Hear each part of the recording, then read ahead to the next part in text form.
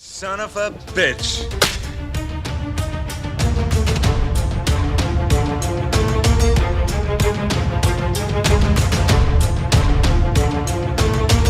Groovy.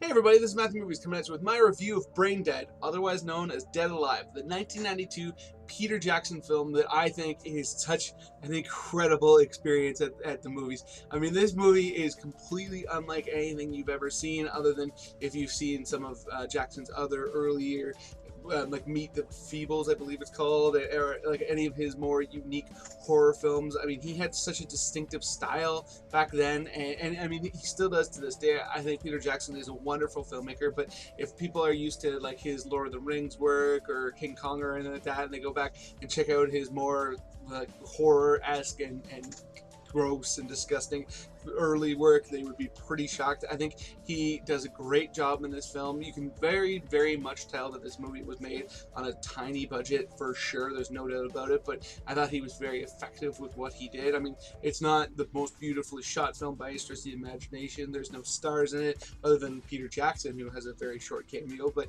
otherwise, there's nobody that you'll recognize really in this film, but it has some very distinctive characters, some distinctive moments, and some very distinctive special effects.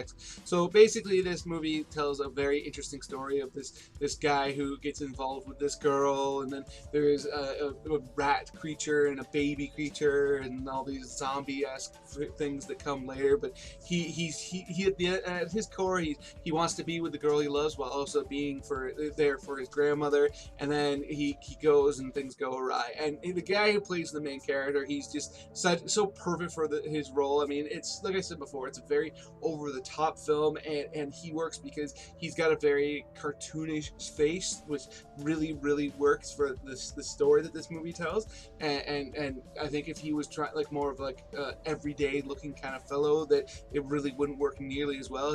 Reminds me of like the Jim Carrey plastic face kind of thing. So there's not a whole heck of a lot of dialogue in this film. There definitely is dialogue, don't get me wrong, but like a lot of the time the story is kind of told through reactions more than anything else. And because he's got such an expressive face, he does a great job in this film. And you get introduced to the girl that he kind of falls with, and she's very much in the same mold where she doesn't do a whole lot of talking. She's much more known for like her sweet expressions and stuff like that, and you could totally understand why he would fall for her. But then I think it's really cool because later on in the film she becomes much more of a badass, which I thought that was awesome, and very entertaining. And like I said before, you meet his grandmother who is very stodgy and stuff like that, but then she ends up eating this food that turns her into this monster, and the grotesque creature that they create with her is quite something. And like I said before, there is a baby in this film that it is also very monstrous as well, and it's funny because unlike the grandmother there's never a human that is in the role. It's just this puppet basically, and this creature, and the way that it gets played, because it's supposed to be a baby, but because it's a puppet or whatever, it totally works because it gets kind of thrown all over the place and attacked, and there's dogs out, all this kind of stuff. And if it was a real baby, you'd be horrified, but because it's this really grotesque little thing, it's very entertaining and over the top.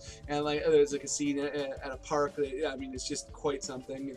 And like I said before, I mean, there's just creatures throughout this thing, that the rat monkey creature thing really will take you back. But for me, by far my favorite character in this is there's a priest they call him like the butt kicking priest or something to that effect, where he's there to be the moral character early on in the film, but then when the S hits the fan, he's kicking butt left and right, and his delivery of his like he's doing like the one-liners that you see in action movies, and his delivery is just so epic and entertaining, and he really adds to this film, makes it so much better.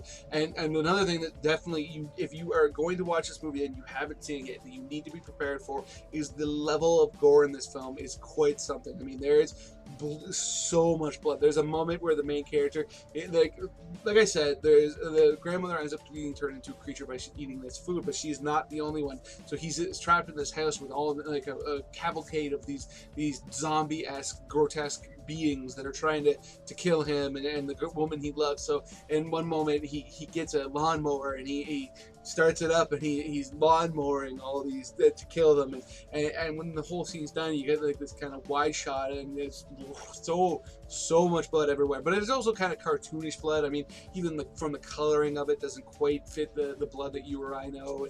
And there's moments where people are kind of oozing greed and stuff like that. So because it's so cartoonish, it's pretty easy to swallow. But if you're squeamish or you're a person who's not into horror films or not into seeing blood on film, this is definitely not going to be the one for you. But as somebody who likes that kind of stuff, it was like, hee, so much blood, it's ridiculous. I mean, overall, this movie, I mean, that really to me is the perfect word to describe it. It's ridiculous, but it's also, in my opinion, ridiculously fun. Just a great little view. It's short. It's like 80 minutes or somewhere in that range, so you knock it out pretty quickly, but you'll be entertained throughout. And just watch out for that priest, because he's quite the character. He to me, absolutely the highlight. I enjoy this film a great deal. So those are my thoughts on Brain Dead or Dead Alive, depending on what you know it as, because it was retitled. But either way, let me know what you think below. If you loved it, if you hated it, if you can deal with the violence, if you can deal with the grotesqueness and the weird creatures, or if you've never heard of it and you're like, what the heck is this? What? Peter Jackson made something like that? Whatever. Other than that, please hit that like button, hit that share button. It makes it much more likely that other people will come check out this video and let me know what they think, just like I'm hoping you will as well. And if you are new here or you just haven't done it yet, please hit subscribe, hit that notification bell. That way you can find out when I put out a new video. Come give me your thoughts, which would absolutely mean the world to me. Beyond that, have yourself a good day.